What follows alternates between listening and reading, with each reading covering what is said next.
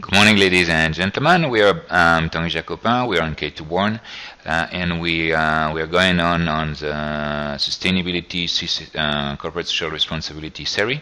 And today we are going to evoke the following issue: benefit, principle, or both. So let's go on without losing any second. So when we're talking about business, well, it's typical burgers that you can have. I'm not referring to any company, okay? Relax. And so the business of the business is to do business. And basically, what could you have when you look at this? Well, pretty simple. Would be, well, I just put an example. Nothing personal again, former President Ferdinand Marcos. It's just to say, well, you would say it's an old one. It existed in many places in the world, but you had to know it. It mentioned to attract companies like yours, we have fell mountains, razor jungles, build swamps, move river, relocated towns, and in their place build power plants, dam road, all to make it easier for you and your business to do business here. So this type of ads that you could find out in Fortune, you can't find it anymore. No chance to attract it, because basically you've got ranking in terms of easily, is it nice to live there, and so on and so on, and it cannot work. Because talent attractiveness is so important that you would have rather the opposite. Just to give you an example, in the Middle East they realized that in order not only to capture talent but to have talent at ease, they realize that they need to implement new museum, social area, and so on and so on. So this is the reason why, for instance, Guggenheim and the Louvre went to the Emirates. Okay, just to show you an example like that. Some other example can be concerning, for instance, and here it's present, why green is good. So I don't know if you can see the reference to this movie that has been done by Shell. It's quite relevant to mention that Shell gets and jump into sustainability, because in 1995, if you saw previous K2Born, I encourage you to look at it for more detail, but just to comment it to you briefly, Shell got involved in two major problems linked with CSR. One is it was linked with the capital punishment of several human rights activists in Nigeria. They didn't do anything to avoid it. Would even say rather the opposite. So this is issue one, and issue two is that in the North Sea they wanted to dismantle the platform, and through the dismantling of the platform, Greenpeace activists show up, preventing them from dismantling the platform, and basically they call Thatcher. Thatcher show up, was a big mess with soldiers kicking Greenpeace activists. So big trouble. But here you can see, and this is quite interesting to see, that Shell says, hey, profit, principle, or both, just to move to it. So here it's interesting because you can say that this is a reference to Wall Street, Goran Gekko's speech. You may remember that Michael Douglas was Goran Gekko, and just saying that instead of green is good, is that in the movie it was great is good. So just a big change.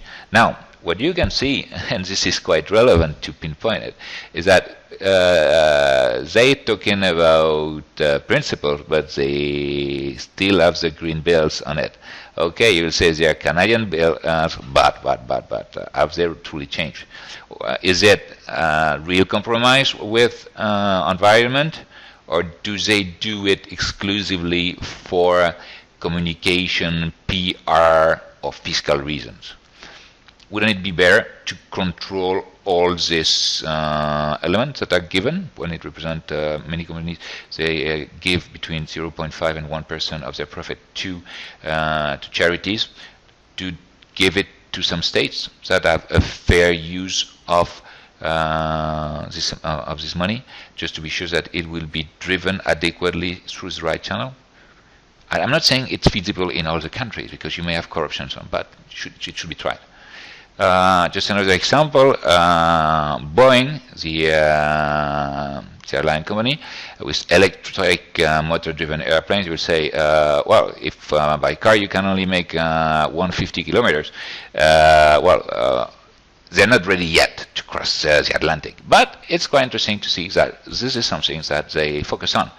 And they don't, they say, hey, sooner or later, will be incorporated in Kyoto, because as you may know, transport is a unique sector that is not incorporated yet in the Kyoto Protocol, mainly because it's the most polluter. Okay, you need to know it, and that's also a reason. Okay, and each time you're flying, you're polluting a lot, so try not to fly too much. Okay, if you are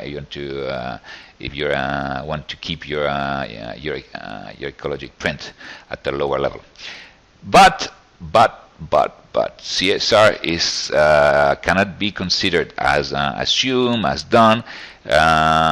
Just to provide one example, here is not to be treated as too much chauvinistic, because there are many examples that could be given in that sense. But here I decided to focus on Jérôme Kerviel. Well, here's just an issue about until what extent was he exclusively responsible of the 5 billion losses that occur at SocGen. It's obvious it is. It cannot be the case. His hierarchy was aware because their bonus were correlated. So this is issue one. If you look at what happened after, after his layoff, all his hierarchy was fired. But it's obvious that if they have to admit their guilt, SocGen has to protect itself under Chapter 11, and the French government is not eager to proceed. So there are, to a certain extent, they wanted to protect it. It's a bad issue for them, and it's difficult to demonstrate it because all the people that were at this point in the company, they are all out. So I think in that sense, they did what they could do at this point. It means change these people, but saying that he's a unique responsible for all this mess, I think it's not serious, because it's obvious that banks that is pretty well managed at SocGen knew about it. And if you're interested to know this, many people in all stock exchange knew that they were a trader. They didn't know who, but I was involved in such operation. Okay, so it's still a current issue.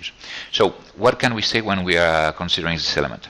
Well, basically, it's not so much about benefit and principle, but first we're moving towards a moment where the P&L, profit and loss, was the unique criterion of a good management. So we're talking at this point in an Anglo-Saxon way, it would be the bottom line, and we're moving towards a new situation where basically companies have to create value not only for the shareholder but as well for environment and society. And this is the reason why we're moving from a bottom line to a triple bottom line. So it's economic, environment, and society. These are the three elements that you should take into consideration. At this point, there's no doubt that you've got nice principle, but when you've got the crisis, as we're going to see, it's difficult not to choose benefit. Okay, so hope that all the principles that we're talking about can be maintained even in crisis time. But we're going to see in future K2Born Anytime videos that it's not always the case. Thank you very much. Bye-bye. Have a nice day.